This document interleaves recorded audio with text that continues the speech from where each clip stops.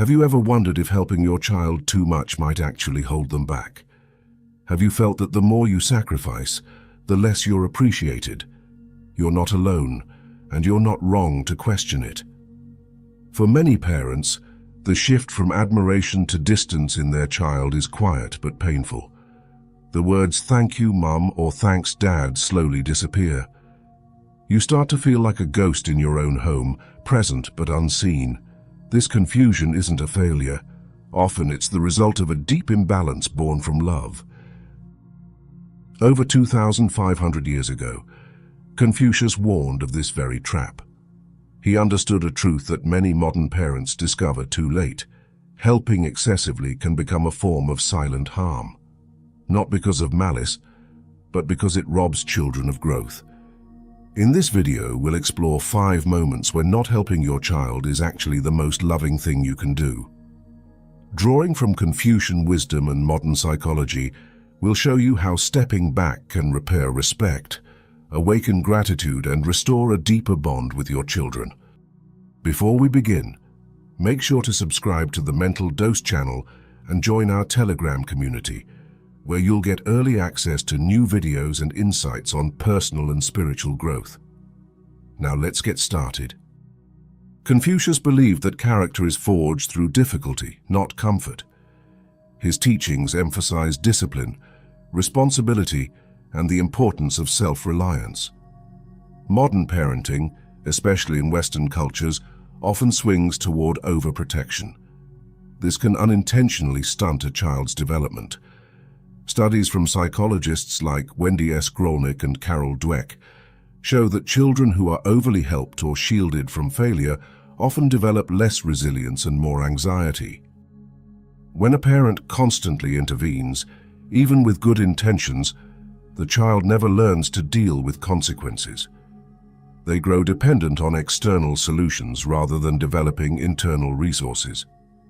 Confucius taught that true love means preparing your children to face life on their own.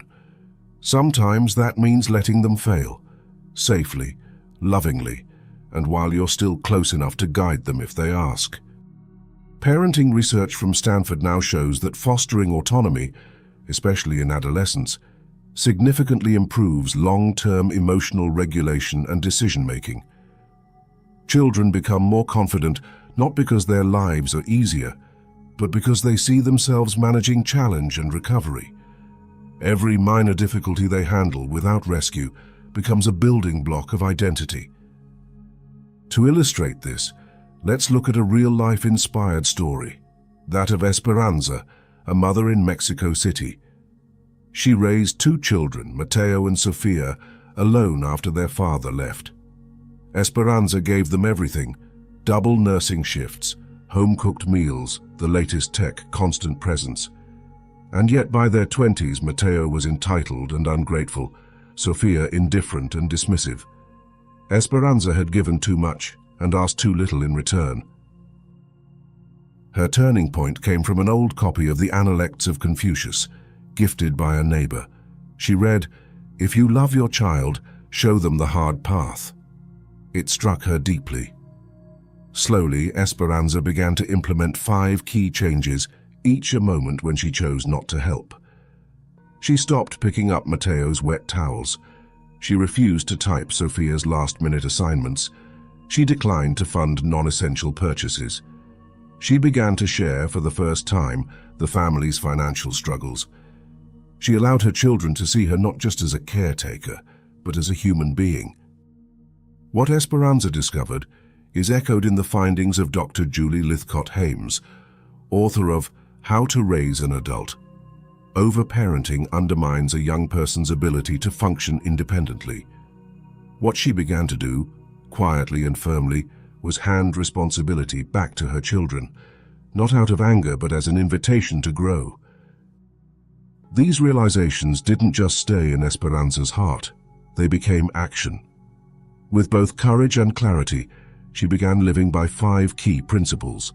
These moments, grounded in both ancient insight and modern psychology, became turning points not just for her children, but for the family as a whole.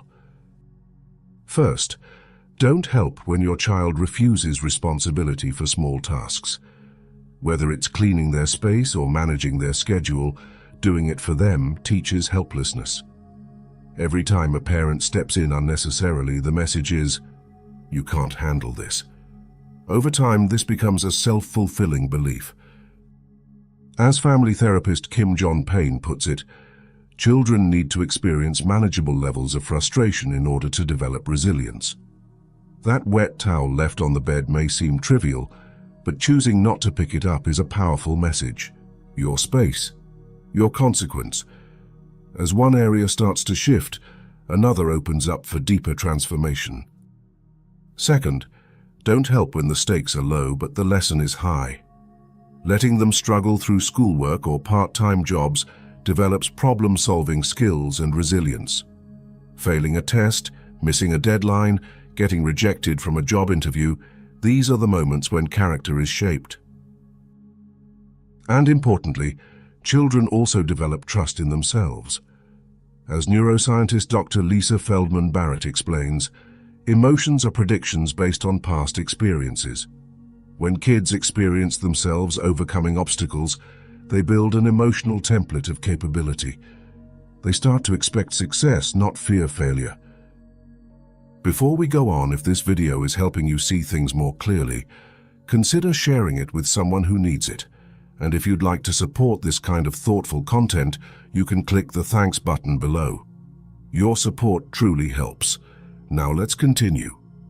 Let's move to a moment many parents find especially uncomfortable, but also deeply transformative. Third, don't hide life's difficulties. Involving them in real family challenges builds empathy and maturity. Children who are never exposed to financial constraints or emotional struggle can grow into adults unprepared for reality.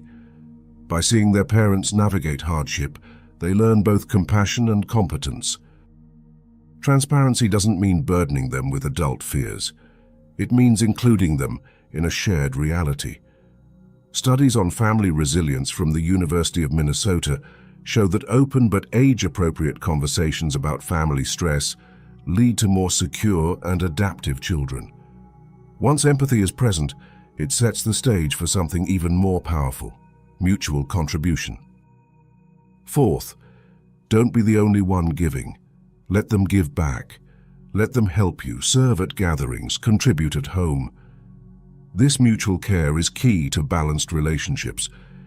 When children begin to see their parents not as service providers but as people with needs, empathy deepens.